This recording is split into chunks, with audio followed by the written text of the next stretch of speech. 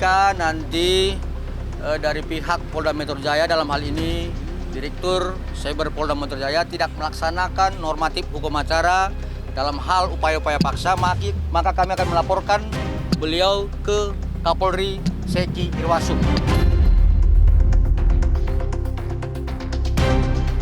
Jangan mau diatur oleh tersangka yang jelas sudah melakukan tindak pidana.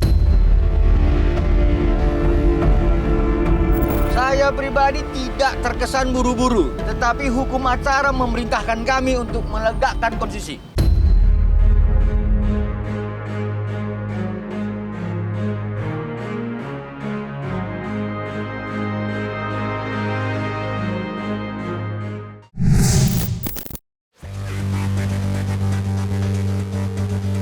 Pada tanggal 26 Februari 2025 kemarin, Julianus Paulus Sembiring selaku kuasa hukum Reza Gledis telah mengadukan Direktur Reserse Cyber Polda Metro Jaya ke Inspektur Pengawasan Umum Polri alias Irwasum Polri atas dugaan tidak melaksanakan normatif hukum acara.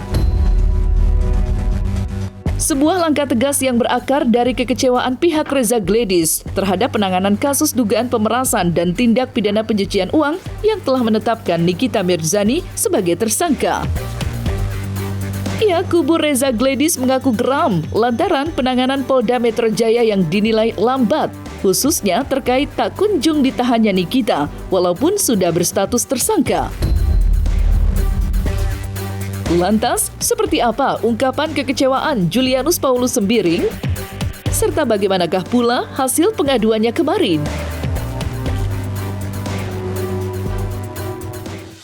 Seperti yang saya sampaikan 2 hari lalu kepada teman-teman media, bahwa ketika nanti dari pihak Polda Metro Jaya dalam hal ini Direktur Cyber Polda Metro Jaya tidak melaksanakan normatif hukum acara dalam hal upaya-upaya paksa, maka kami akan melaporkan beliau ke Kapolri Seki Irwasum. Nah, jadi tadi surat sudah disampaikan, kita lihat perkembangannya, apakah kemudian asas equality before the law itu dilaksanakan di pihak penyidik. Ya, ingat, Mami Isa juga ditahan kan? Nah, kemudian Fadel ditahan. Nah, kenapa ini enggak? Ya kami kan harus menuntut. Persoalannya adalah inisial NM ini, ya si tersangka sudah melakukan pidana-pidana yang menjelek-jelekkan klien kami.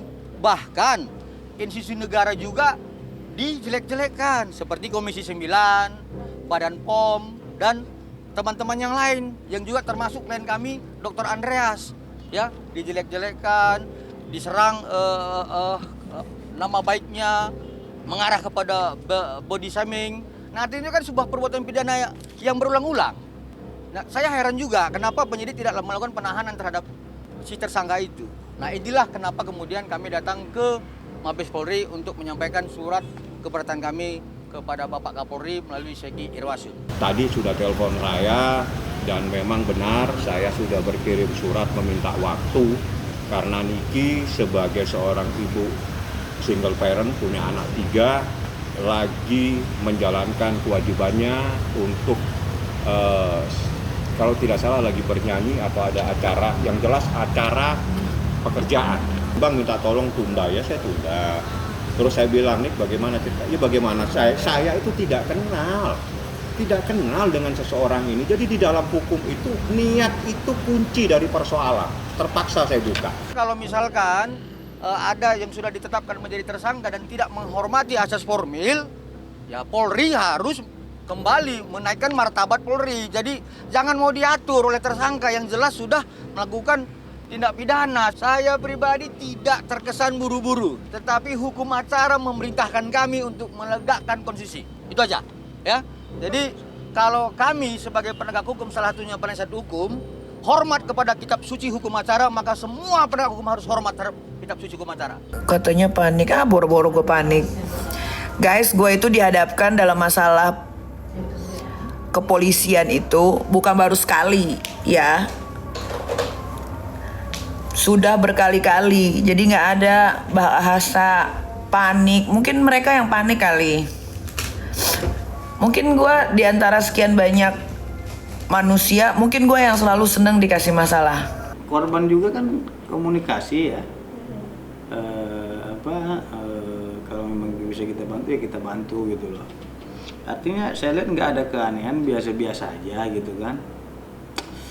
Tinggal kita lihat aja nih bagaimana nanti panggilan, semoga nih yang bersangkutan hadir. Saran saya hadir aja di panggilan kedua ini. Ya biar tidak repot, siapkan aja baju ataupun koper, itu aja. Klien kita tidak takut, tetapi tetap kepada penegakan konstitusi ya, pasal 21 ayat 1 ya. Tidak boleh melakukan pidana yang berulang, seperti itu. Nah, kemudian kalau misalkan NM melakukan hal-hal seperti itu, kita harus melihat upaya penegakan konstitusi terhadap upaya paksa kan harus dilaksanakan oleh pihak penyidik. Seperti itu aja, nggak ada yang lain kok. Sudah habis benar nampaknya kesabaran kubu Reza Gledis menantikan jawaban dari harapan mereka. Buktinya, berbagai langkah hukum telah dicoba olehnya. Tentu sederet langkah itu diambil oleh pihak Reza Gledis dengan alasan yang kuat. Lebih-lebih, satu persatu keanehan dan kejanggalan bak tidak ada habisnya ditemukan oleh pihak Reza Gledis selama proses penyidikan. Salah satunya adalah keputusan pihak kepolisian yang diduga memberikan izin kepada salah satu terlapor untuk meminjam telepon genggam yang sejatinya telah dijadikan sebagai barang bukti. Sontak saja, isu ini pun memantik amarah dan kekecewaan dari pihak Dr. Reza. Pasalnya, mereka kini dibuat khawatir kegiatan itu akan berujung pada dugaan upaya menghilangkan barang bukti.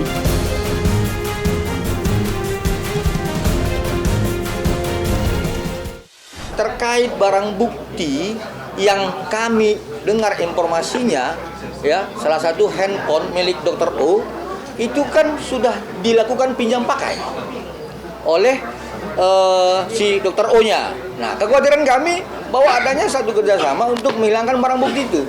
Coba kita berpikir secara logika sehat ya. Bagaimana ceritanya alat bukti yang disita itu dipinjamkan? Coba, apa tidak menjadi mengkaburkan barang bukti? Alat bukti, apa itu nanti tidak dihilangkan? Coba berpikir deh kita secara sehat ya. Ini penegak hukum mau menyidik atau menyelidiki suatu kasus ini untuk ditelusurin lebih dalam, tapi disita pinjam. Saat dipinjam, ya baru bisa dihilangkan atau dikaburkan. Itu bagaimana konsepnya? Kecuali tadi hakim sudah memutuskan bahwasanya sudah selesai nih semuanya, oke, ini dikembalikan atau memang disita selamanya, begitu ya. Secara hukum normatif dalam hukum acara, saya pikir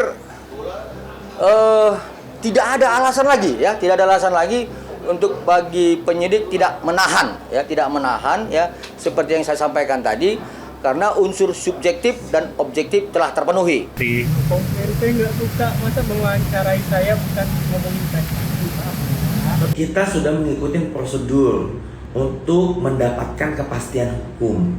Nah, prosesnya itu di awal dari penyidikan atau di kepolisian sampai nanti ke pengadilan. Tapi di penyidikan atau di kepolisian itu malah tidak mendapatkan kepastian hukum tersebut. Meloloskan atau bagaimana, apakah ini proses, tolong diberitahu gitu kepada masyarakat. Ini masih diselidiki kembali atau ini memang tidak bisa atau bagaimana. Jangan menormalisasi kriminal hanya karena ada kepentingan-kepentingan lain gitu loh. Kita ini masyarakat punya hak untuk mendapatkan kepastian hukum. Bukan hanya melaporkan secara emosional, tapi kita tuh merasa dirugikan gitu loh. Paham nggak? Nanti mau belanja, mau isi rumah sebelum di penjara. Sebelum di penjara. Tapi habis keluar dari penjara jangan ngelaporin lagi ya, karena saya bakal berjanji loh.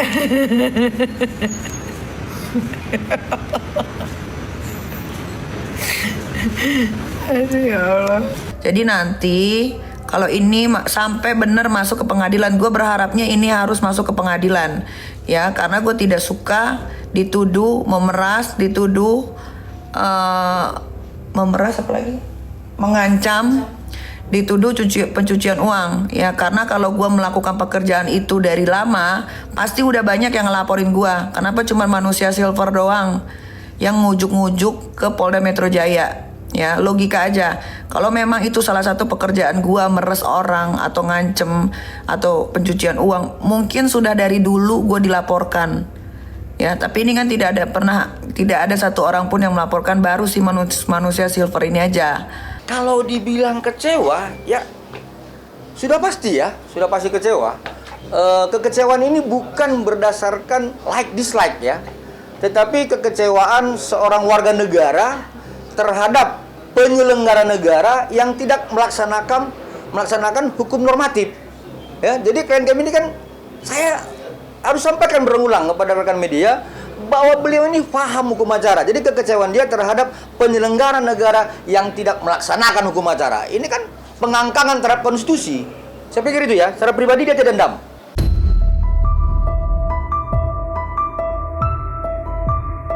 Tidak berhenti sampai di situ saja, kekecewaan pihak Reza Gladys juga bermuara dengan keputusan pihak kepolisian yang baru menetapkan 2 terlapor sebagai tersangka.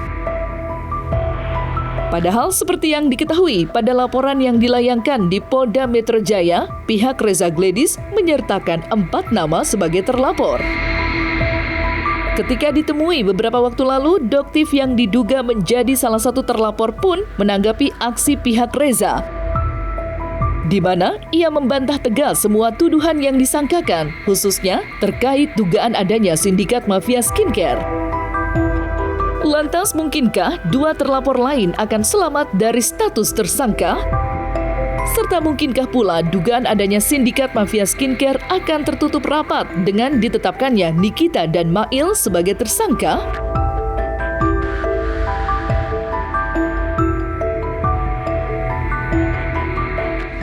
Sebenarnya saya juga sebagai penasihat hukum dari klien kami keberatan terhadap hanya ditetapkannya 2 tersangka. Seperti itu. Ya. Jadi seharusnya dengan 4 peristiwa yang sudah disampaikan oleh klien kami dalam berita acara pemeriksaan dan klarifikasi dan berita acara pemeriksaan tambahan lanjutan setelah para tersangka dan terlapor yang lainnya diperiksa, klien kami diperiksa lagi. Ya.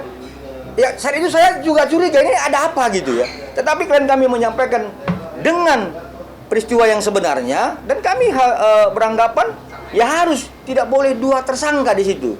Karena ada 4 peristiwa. 1 tertanggal 27 Oktober. Ya, ini peran utamanya adalah Dr. O. Oke. Kemudian peristiwa 13 November. Ya, terlibatnya tersangka dengan inisial IM. Ya. Kemudian peristiwa tanggal 14 terjadinya peristiwa transaksi dan pemberian. Oke. Kemudian peristiwa tanggal 27 November itu terkait Dr. S. Ya, jadi saya tidak masuk terlampau dalam. Inilah 4 peristiwa yang kemudian harus dikaitkan oleh penyidik. Ya, selama ini dokter tidak merasa itu, jadi ya dibuktikan saja. Jadi nanti akan terbantahkan semua yang dibilang apa? Sindikat apa itu semua tidak pernah ada. Sindikat pemerasan ya bilangnya. Nah iya, jadi dokter itu bingung, dibilang, "Mas ini nggak ngerti sama sekali." Tapi kok seolah-olah dibuat seperti itu dan mereka menginginkan penggiringan opini ini benar. Jadi sesuatu yang tidak ada digiring benar-benar ada. Jadi masyarakat ini dibuat benar-benar percaya. Gitu. Padahal sebenarnya nggak ada. Bahkan kan Pak Ade Ari sendiri tidak menyebutkan adanya Doktif di situ. Jadi kalau memang yang salah ya salah. Kalau yang benar jangan dikait-kaitin, diikut-ikutin karena rasa benci. Gitu. Karena adanya rasa benci ke Doktif yang nggak ngerti apa-apa dikait-kaitin. Pokoknya Doktif harus kena. Kita giring opini. Nggak begitu, gitu. Jadi masyarakat jadi cerdas aja. Kita lihat faktanya, gitu. Seperti apa? Adakah bukti-bukti yang mengarah ke seperti itu? Dan itu masuk ke ranah hukum. Jangan penggiringan opini disebar di medsos seperti itu. Kan itu bisa dipenggal, diedit. Jadi luar biasa. Dokter merasa ini fitnahnya luar biasa dan kalian pelakunya itu sangat dolim, ya. Jadi kalian tinggal tunggu aja waktunya. Dan jika tidak terbukti, apa yang akan terjadi? pencemaran nama baik. Semua akan balik ke diri kalian. Pokoknya semuanya diserahin ke Polda Metro Jaya. Semoga Makasih ya semuanya, makasih. keadilan kebenaran tegak lurus. Bismillah. Polda Metro Jaya pokoknya kami dari rakyat Indonesia. Sambil jalan. Dok, pihak sebelah mangkir mulu, ada yang mau disampaikan nggak sih, Dok? Semua sama di mata hukum ya. Mau siapapun semua sama di mata hukum. Gitu. Jadi kalau misalkan kita yang salah atau siapapun yang salah ya silakan aja.